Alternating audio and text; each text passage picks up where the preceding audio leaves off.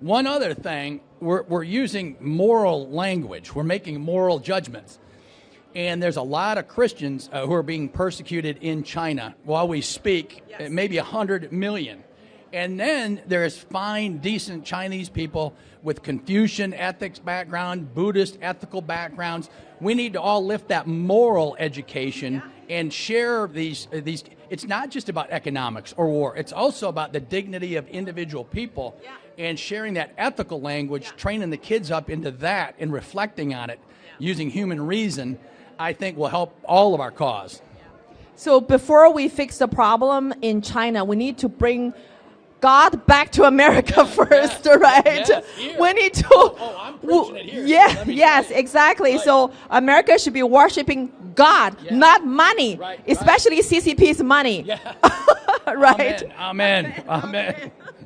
So, and now we talk about the courage to stand up to the evil CCP.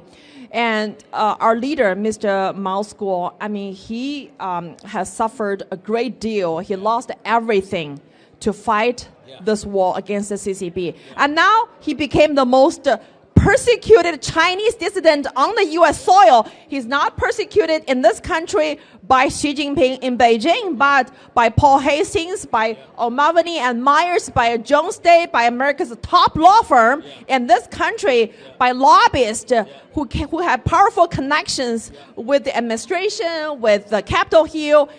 And how can we root out the American sellout? Because if we don't defund the CCP from this country, we cannot take down the CCP elsewhere. Well, the Chinese Americans need to speak up and educate. You got some of the smartest kids in this country, right, at all the elite schools.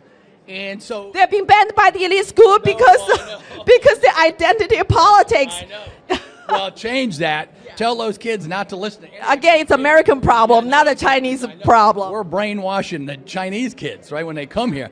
You brainwash them back into some good principles, and they'll be powerful force, right? Miles, very successful. Miles Guo and many other Chinese, very successful. If you get enough of that, that translates into economics and power and political power. And so the Chinese need to become activated, build up lists. I was in Congress.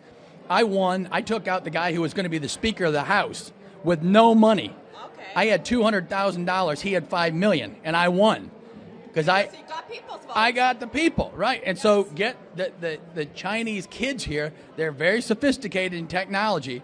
They got no problem using the latest and greatest to build lists, educating people. Keep it simple.